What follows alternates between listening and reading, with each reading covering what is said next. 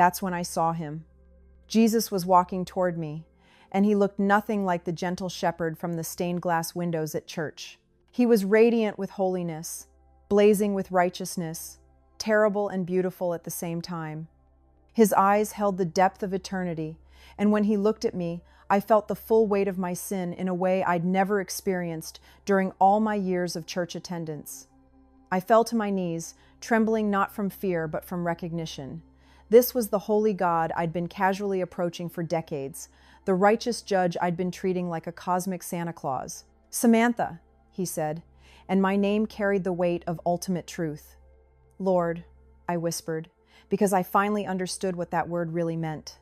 "You called me Lord," he said, "but your heart was far from me." Before I could protest, before I could list my good works and faithful attendance and decades of Christian service, he lifted his hand and showed me a vision that shattered every assumption I'd held about my salvation. I saw millions of people, and I knew immediately they were Christians. They were singing worship songs, lifting their hands in praise, preaching sermons, posting Bible verses on social media, serving in ministries. They looked like believers, sounded like believers, acted like believers. But as I watched, the ground beneath them began to give way. One by one, they were falling, not into fire and brimstone, but into a darkness that was somehow worse because it was empty. They were falling away from the presence of God, and their Christian activities couldn't save them. "Why, Lord?" I cried out. "They believed in you. They served you." Jesus looked at me with infinite sadness. "Because they never forgave." Then he showed me closer. I could see into their hearts as they fell, and what I saw horrified me. The woman leading worship was secretly harboring hatred toward her ex-husband, who'd left her for a younger woman. The pastor preaching about grace was nurturing a grudge against the deacon who'd opposed him years earlier.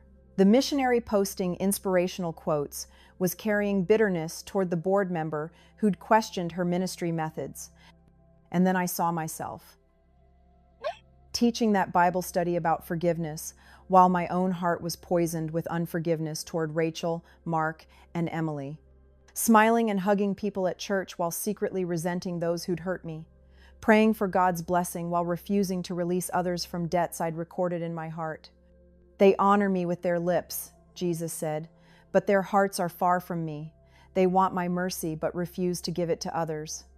He showed me the passage I thought I knew so well, Matthew 6 verses 14 and 15, but now I saw it with perfect clarity. It wasn't symbolic language or metaphorical teaching. It was eternal law, as binding as gravity, as unbreakable as mathematical truth. "If you do not forgive others their sins, your Father will not forgive your sins." "Lord," I sobbed, "I didn't understand. I thought forgiveness was just being nice. I thought as long as I wasn't actively seeking revenge, I was forgiven." "Forgiveness," he said, "is releasing the debt completely. It's wishing well for those who hurt you. It's praying for their blessing instead of their punishment. It's choosing to love when everything in your flesh wants to hate." He showed me more scenes, believers I'd known over the years who'd fallen into this trap. Sarah Jenkins, who'd led children's ministry for 20 years but died carrying hatred toward her sister who'd cheated her out of their inheritance. Tom Bradley, the deacon who'd been faithful in church attendance but never forgave his business partner who'd betrayed him. Linda Walsh, the women's ministry leader who'd harbored bitterness toward her mother-in-law until the day she died. "But they were good Christians," I protested. "There are no good Christians," he replied, "only forgiven ones. And forgiveness flows both ways. You cannot receive what you will not give." I thought about all the years I'd spent in Bible studies, all the sermons I'd heard about grace, all the books I'd read about Christian living. How had I missed this? How had I built my entire identity on being a faithful Christian while nurturing the very sin that would keep me from heaven? "Because," Jesus said, reading my thoughts, "you were more committed to being right than to being righteous. You were more interested in protecting your wounded pride than in obeying my commands." He was right. I'd held on to my hurts like treasures, polishing them regularly, using them to justify my coldness, my distance, my subtle cruelty toward those who'd wounded me.